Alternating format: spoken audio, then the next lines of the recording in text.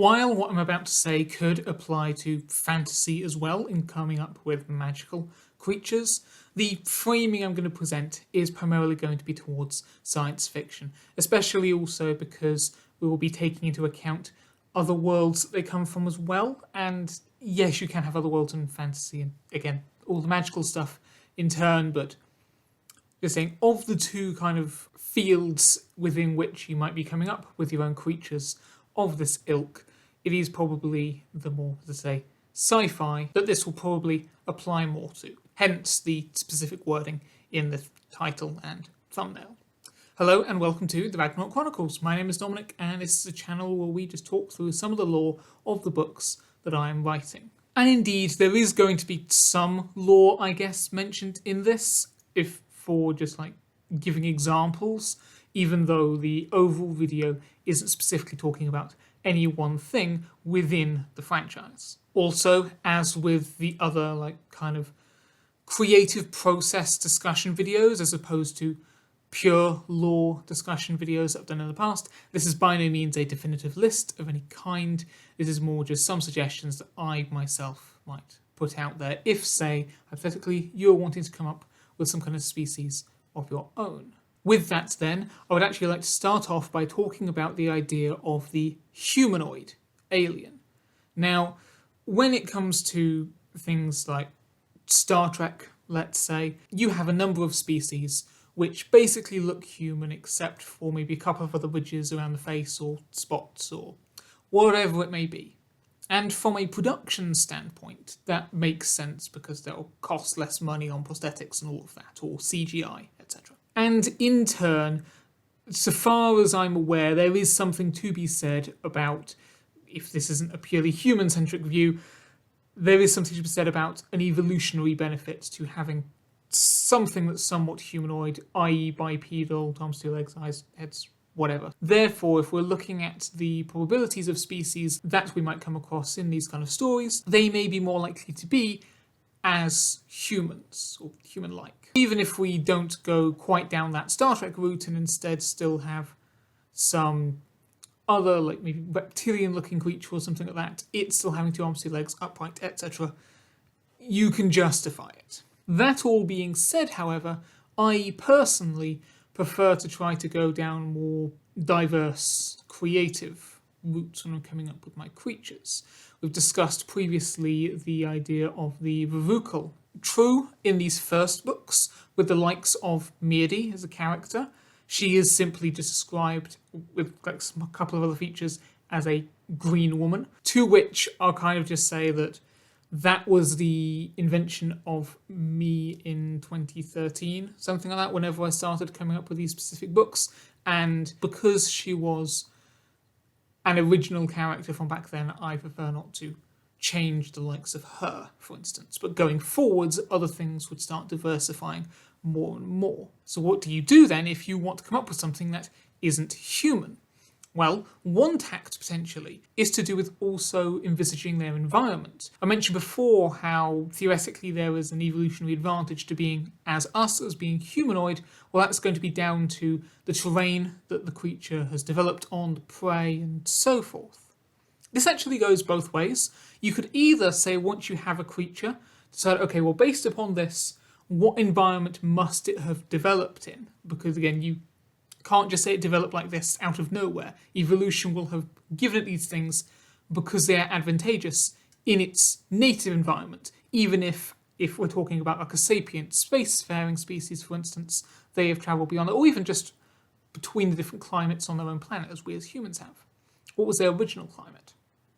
Or alternatively, you could come up with an environment to begin with and say, well, therefore, what creatures would exist here? So if you had a terrain that was covered in things kind of like trees, although again I would suggest that the plant-like things be different from trees themselves, then you might be looking at creatures that, okay, what would give them the advantage to climb these things, potentially? Or if it was an aquatic terrain, what would help them navigate these waters easier? For both of those, we could always just look to what other non-human creatures live on this planet already to look at what advantage evolution has given them in reality for inspiration. Again, we're not just copying those creatures, but getting ideas from them if necessary. I mentioned in the end tag bit of, I think it was the different types of star travel video, how you can use just random objects to come up with spaceships and stuff. The same applies for creatures as well. It doesn't even have to be based on animals, just anything around you, just thinking, what would this be like as a creature, or what creature would be akin to this in design, and then justifying that structure. For me personally, actually, now that I think about it, my first step would actually more be thinking about the different parts of the body. And if, say, we started with a human template, thinking, okay, what are these parts of the bodies that we at least seem to need? How could we change those? Are there any that another creature wouldn't need? Are there extra things that a creature would need that we don't? So we could simply go as simple as, how many heads does it have? How many eyes? How many fingers? And so forth. On the notion of fingers, because we use primarily, not always, but primarily we use base 10 in our maths, because we have, well, most people have 10 fingers. If you gave creatures a different number of fingers, they would use base whatever that number was. So that would also affect their mathematical systems, if you were to divulge into that part of their society as well. Do they have 2 legs? Or again, if they're in water, do they have fins or something like that? Do they have wings? Is it kind of mammalian flesh? Is it scales? Anything of these sorts. One thing that I've actually found that I've kind of come back to a lot is the idea of a creature's mouth, because we can simply differentiate it by simply rotating it 90 degrees and having it open that way instead. When I was younger and had no choice but to play rugby in school games sessions, the idea of the mouth guard actually gave me that within a given species you could actually have different subgroups that had different kinds of teeth. So if you had the gum shield on, then that would be an example of ones that had kind of duller teeth, whereas if you remove the mouth guard, you then have others with more differentiated or sharper teeth. At some point, I would like to implement a creature that has a mouth that's more like concentric circles. At least that's how it looks from the outside. Obviously, you'd have to have something further back that connected the inner circles to each other, otherwise you'd need to have something floating in midair. But it's concentric circles and different bits, different rings could come out as necessary. You could have, instead of claws on the hands, maybe other kind of sharp protuberances that come out from inside the mouth as well to kind of cut and slice as necessary. I mentioned in the fairy tale in science fiction video the idea that instead of biting to release venom, you could have something which potentially got the teeth unhinged and splattered the venom outwards, if more it had an effect on impact rather than needing to get directly into the veins. We could talk about where that head is going to be. Usually we think of the head as at the shoulders or at the front, but maybe if you had, say, a quadruped that's on 4 legs, and instead its kind of body arched a little bit, and then the head came down from in the middle, looking between the 4 legs. So that acts as a little bit of protection for the head, because it's kind of surrounded by the rest of the body, and indeed those legs could then curl around and shield it up in a ball as necessary. That also reminds me of another idea, where again, if you're looking at things around you, if, say, you were in the woods, you could imagine instead that the many trees are in fact numerous limb-like structures or kind of stem-like structures that are either stepping on the ground or indeed going into the ground to then splay out to secure something, with then the main body of the creature being obscured by the canopy above. So the foliage being more of like the plumage of the underbelly, with then maybe a downward-facing head, as it were, or something that could then come down and eat as necessary, which in turn brings me on to the next point of scale. If you're thinking about different creatures, another way to make sure they are different is that idea of, are they, from our perspective, normal size, human size, or are they larger, or are they smaller? In each case, there are going to be different practicalities from physics itself. If, again, looking at real creatures, the larger animals have their own adaptations to help them survive at larger scales, whereas the smaller creatures have their own systems as well. And if you were to simply make an insect large or make an elephant small, they wouldn't be able to carry on existing as they were. Their bodies aren't meant for those kind of proportions. So just from that point of view, if you were thinking of something much, much bigger or much, much smaller, you would have to consider what do their bodies have to be like to allow them to exist on those scales. But also anything that they build, if they are constructor species like us. Again, you can't immediately just say that the technology would be exactly the same only on a larger or small scale. Maybe on a larger scale, you could get away with it more, but indeed on a smaller scale. While obviously we, as a technologically advancing species, at whatever rates, we are able to get things that work on smaller and smaller levels. Still though, because on a miniature species you'd be looking at a smaller final product anyway, still, hopefully you get that idea. But even so, because it's science fiction, you could say they find other ways on a quantum level, to use that buzzword. And so what you could end up with is like ships or buildings that for them would be appropriately proportioned, but then if a species like us came along, we could just pick it up and handle it. With the idea of like people like us coming along, or the larger ones, another thing I would like to do at some point is devise a society which is cohabited by very large and very small creatures, with then all of like the buildings and everything else designed to accommodate both simultaneously. So you'd have these larger spaces that accommodate the giant creatures. However, what constructs there are there have other bits built into them, like the hollow and other things going around, that allow the smaller creatures to then move around those same environments. So yes, if you have your species, are they alone on their planet, which would be unlikely depending on what their prey species or how they survive. If they're plant-based, I guess they could photosynthesize, but again, these are things you can discuss. Or do they have a non-conventional food source? Do they not eat or photosynthesize or something? Do they get energy from another form? But my point is, are they alone, maybe alone as a sapient species, to say, on their world? Or are they cohabiting? If they are cohabiting, are they on an equal level? Or is it very much a biased system where one is very much the dominant species and the other, while also being sapient, is on the sidelines, either because they're oppressed into that, or maybe they're purposefully staying out the way? Again, in turn, that could be because both sides agreed to stay apart, or maybe this one is secretly hiding and the other one doesn't know about their existence. Or even if you were just looking at a single species, you have differentiations within them as well. Just think about us as humans on this planet. First of all, we do not speak the same language, and yet obviously within science fiction, even when you don't have and indeed fantasy, to acknowledge the opening tag, even though usually we will find some way to speak English, which I'll get onto next, when you do have the other aliens speaking their language, they're usually speaking the same one. There's no question about, this one might be speaking this dialect, this one might be speaking this dialect. I'm sure there are going to be examples of that out there in science fiction. I've by no means consumed the entire genre, but for the main ones that we've seen, that seems to be the case. So yeah, acknowledging that you have, even if they don't have nations, or maybe they have nations, or maybe it's just the fact that they live on different continents and so forth, they have different languages, different cultures, different, mannerisms and so forth, and expectations of behaviour, which also, while I'm here talking about them living on different continents and stuff, again, something I've mentioned before, seems calling back to a lot of things today, although I don't know which one this one was specifically in. Unlike in a number of, again, not all science fiction, but some science fiction, planets are not going to be all one environment if they are able to inhabit life as we might be thinking about it. Yes, we could talk about how some rocky planets are all just going to apparently be dead and rocky, but we can now imagine, actually this was living there instead.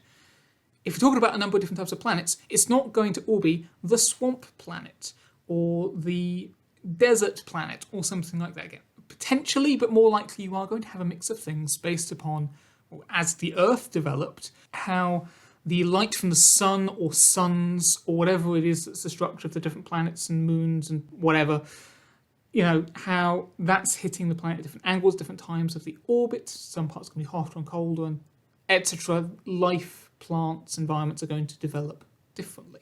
But anyway, as for what I was saying before about speaking English, well, the aliens aren't going to do that naturally. So within science fiction, usually we get around this with the idea of something like a universal translator, which is either going to be some miracle device that picks up a language immediately, maybe there's some kind of psychic link in there, or rather over time, once it can kind of have that language programmed into it, it can then, work it out after that developmental period. This works in some cases. It's an established sci-fi trope device. I'm just saying that if we're considering the different ways not only in which your new species exists, but also how it might interact with others, there are other options as well. If, though, you are using translator devices, you have to consider, though, that the original speaker is still speaking their own native language, not the one that the recipient is hearing. Therefore, even though obviously in TV shows, when they have the aliens speaking English, obviously it is the actors actually speaking English, but realistically, it should be like watching a dubbed film, where you're hearing one thing, but it's not syncing up to the lips. So you should see, or wherever the creature's mouth is, should be moving completely independently of the sounds that you subsequently hear. With that in mind, there would probably also be some lag in the translation device, depending on the order of syntax of the creature's own language. Say, if it was like some Earth languages where the verb is at the end, yet in English the verb really should be near the beginning, the translation device may have to wait until the whole sentence is said before it can start relaying it and making sense of it for the human, in this case English person's, brain to comprehend, unless again there is some psychic element in there such that the device already knows what the overall intent that the speaker is having, so it can automatically convey it that way. And also with that, if say the other speaker was cut off midway through their sentence and the translation device had to work with what words had already been uttered, again, word order and syntax and phrasing and conjunctions and whatever, that might not have been fully completed. Therefore, the device will just have to try to make sense of what there is, and that might not always be enough to work with. So it might instead come out as disjointed phrasing, which missing like the core point of the sentence, for instance. Potentially, these creatures are more telepathic, and therefore they can transmit their thoughts or concepts to the brains of the recipients in a way that the language doesn't matter. The intention is still conveyed in a way that can be understood, that can be felt. Or perhaps indeed one or other species does just straight up learn the language of the other, as any linguist will learn the language of another foreign people, and eventually we get to the point where they can just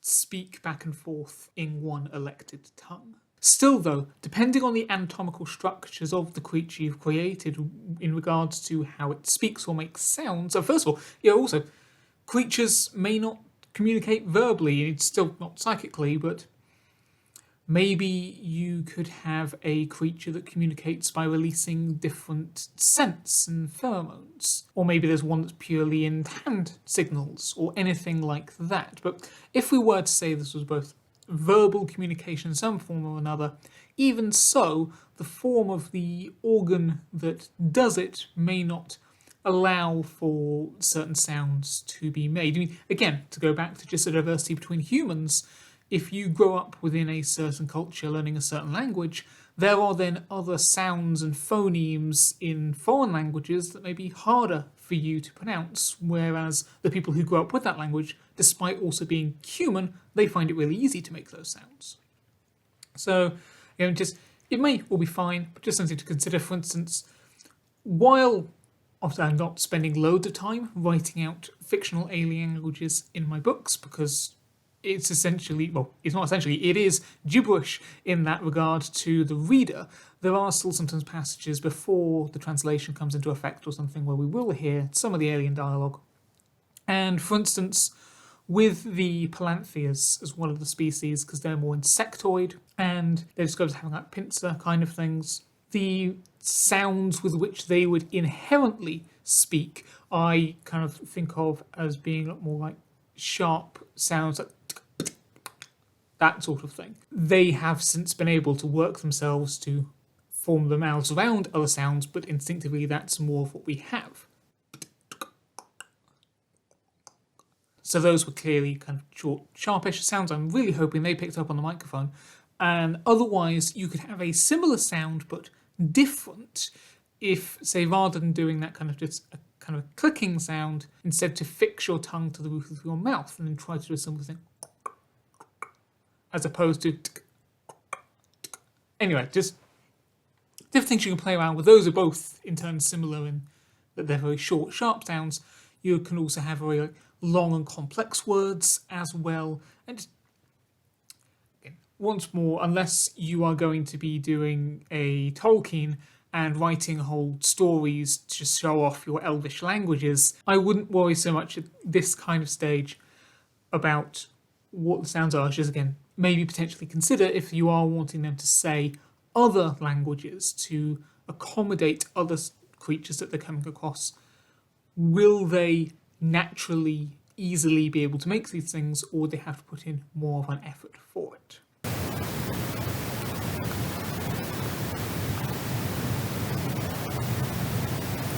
Perhaps just tracking back away from those kind of nonsense sounds back to, once more, this starting notion of not everybody within a species is going to be the same, unless you're thinking about something like the Borg, where there is very much a inherent sameness between them all. You are not going to have every single member of a species being the same thing.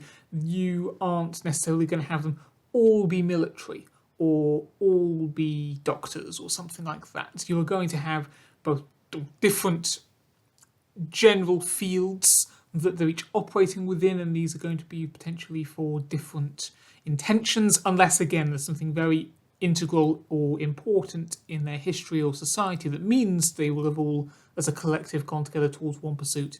Usually there's going to be diversity within that, as well as different opinions about those fields, within the fields and between the fields, etc.